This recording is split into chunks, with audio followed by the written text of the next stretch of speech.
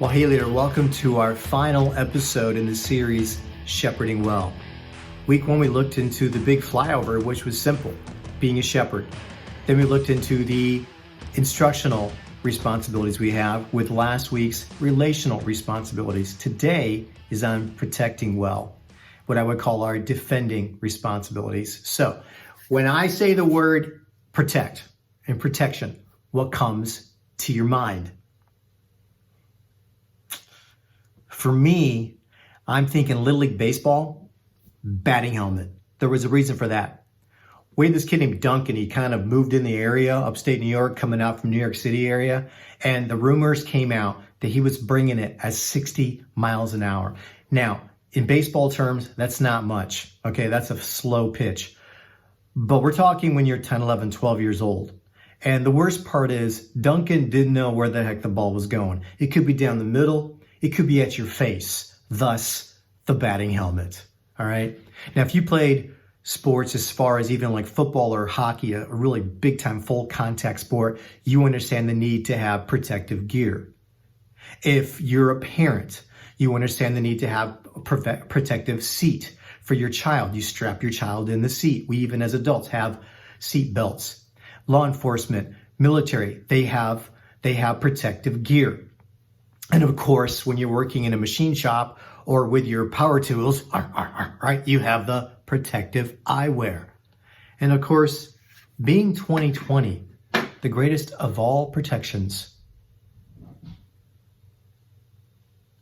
the mask. Well, so here we are. Protect God's people well. So I'm going to look at 3 quick areas in this conversation today. And that is, first of all, safety issues. We're going to look into doctrinal issues, as well as integrity issues. Bulk of our time will be on the safety issues, but we're going to take it fast.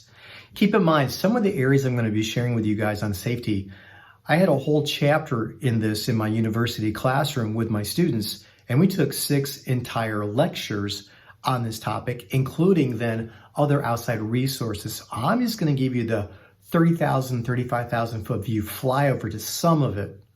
Right. And then as NGM rolls out more and more opportunities for you to partner with me, maybe we can go deeper in that conversation with you and your team. But here's the quick, when it comes to safety issues, I used to tell my students, I'm saying it now, there are 3 basic facts. Fact number 1, right? Fact number 1, you're going to have injuries.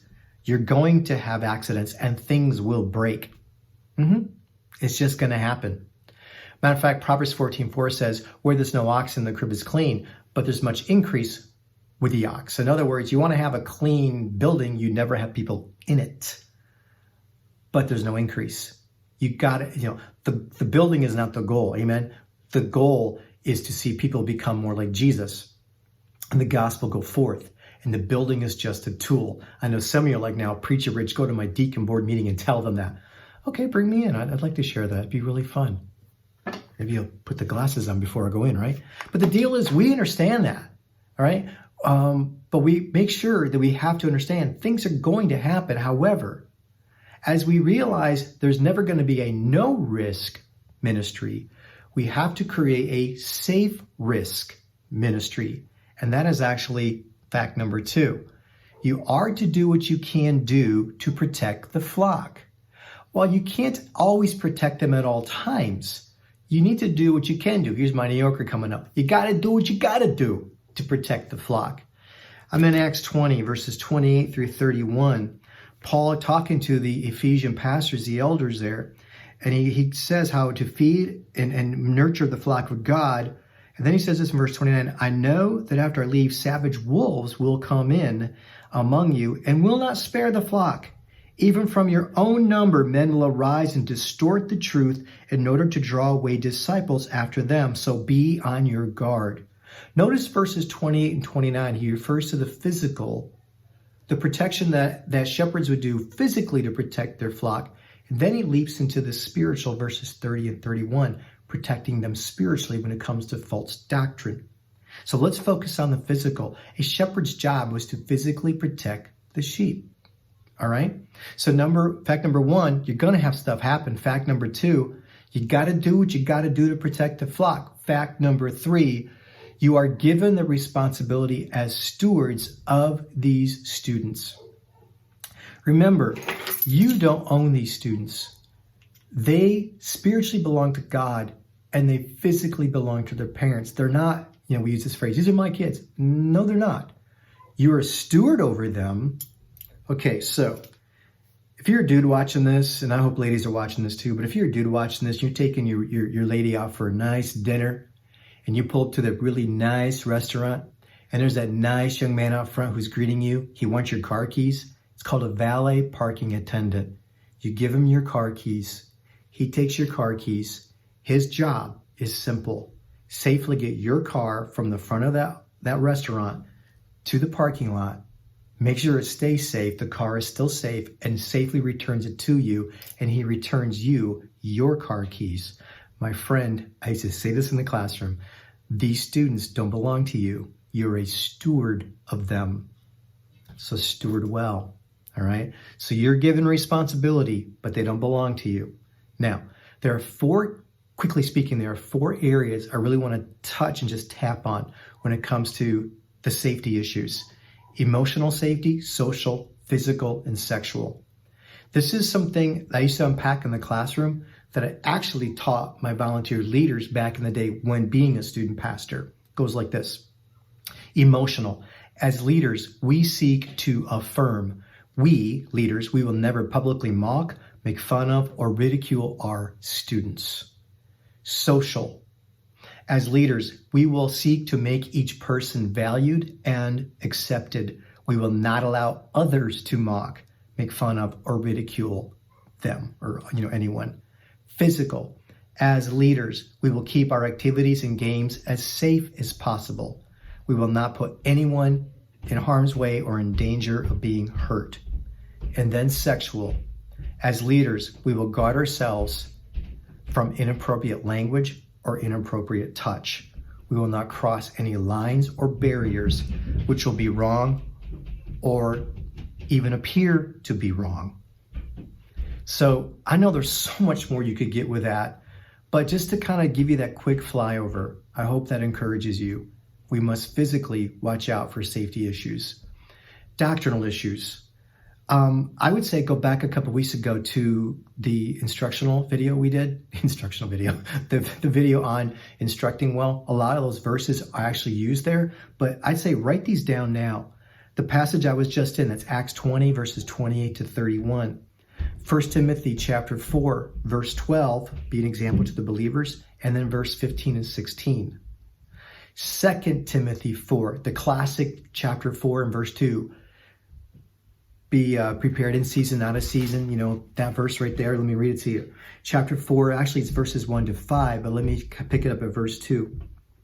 Preach the word, be prepared in season and out of season. Correct, rebuke, and instruct with great patience and careful instruction. For the time will come when men will not put up with sound doctrine. Instead, to suit their own desires, they will gather around them a great number of teachers to say what their itching ears want to hear. They will turn their ears away from the truth and turn aside to myths. But you keep your head in all situations. Endure hardship, do the work of an evangelist, and discharge or execute well all your duties. Watch out for false doctrine. Write down Titus chapter 1 and verse 9. Write down 2 Peter chapter 2. The entire chapter 2 talks about watch out for false doctrine, false prophets. So you got the idea, right? So we got to make sure that we're doctrinally keeping things pure. Really quick, who do you bring in to speak to your students? So it's not just you making sure you keep it with doctrinal integrity, but who do you bring in to speak to your students? Even like when your students share. I remember once a student got up in one of those like microphone sharing times, which those can be so dangerous. You know what I'm talking about? And she means well. This was back when I was in Seattle, and she means well. And she said how we're all God's children. We're all born Christians. Man, if I don't check that, my silence is agreement. So I lovingly and carefully thank her for what she shared. Like, thank you for sharing that. And then I said, and as we all know, the scripture says, and I shared the correct doctrine. All right. So again, these are different ways to keep doctrinal integrity. Third is to do with integrity issues themselves. Really, I'm thinking finances. All right. So what you have here is there's a passage in 2 Corinthians in chapter 8. Let me read a little bit of this to you. 2 Corinthians in chapter 8, where Paul is talking about the gifts that other believers in other churches gather together to have Paul and his team deliver to the church of Jerusalem. There was a famine going on, and to provide a financial gift for them. And Paul, I love what he says here. He says in verse 20 and 21, we want to avoid any criticism of the way we administer this liberal gift, for we are taking pains to do what is right. I love this. Ready? Not only in the eyes of the Lord, but also in the eyes of men. He wanted to have everything, the ducks in a row, as far as when it comes to integrity is concerned. There was many of them that were together carrying that money. He was public about the fact that they had a gift. He wasn't just taking the money, sticking it in his robe pocket and not talking about it. They had high integrity. They were being public about the fact that they had this money. Matter of fact, later on after that, chronologically speaking, is in Acts chapter 24, when Paul's arrested in Jerusalem. He's on trial and Governor Felix brings him in. Paul, sharing his story in verse 17, says, after an absence of several years, I came to Jerusalem to bring my people gifts for the poor and to present their offerings to them. In other words, he's talking about giving that offering he had gathered when he writes 2 Corinthians, which chronologically, 2 Corinthians is before Acts 24. Felix, being a politician, picks up on that and goes, Felix is realizing, if I keep this guy here in prison, in arrest, I could shake him down and I may get that money. You see, if Paul still has that money, I could get it. Or maybe Paul could get more money. Now, we don't know if Paul had already given the money or not. He probably already had, because he infers that in verse 17. But what we have here is a politician thinking, if I slow this guy down and shake him a little bit, maybe he could get more money for me. Because it says that in verse 26. At the same time, it says Felix was hoping that Paul would offer him a bribe. And so he'd send for Paul frequently, just to chat with him, hoping that Paul would crack and go, you know what, man, I can get some money. I can get out of here, right? Here's the cool thing. Let's say that Paul had not yet turned that money over to the Jerusalem church and he still had it. He didn't use that for personal gain or profit. But he probably already gave it over. And even then, Paul didn't put the word out, hey guys, can you give me some bail money? I'm just saying, it's like the integrity of Paul was so powerful. And I love what he said in his 2 Corinthians in chapter 8, verses 20 and 21. For we take great pains to do what is right, not only in the eyes of the Lord, but also in the eyes of man. Let that be an admonition and an encouragement. So, protect well when it comes to safety issues, doctrinal issues, and integrity issues.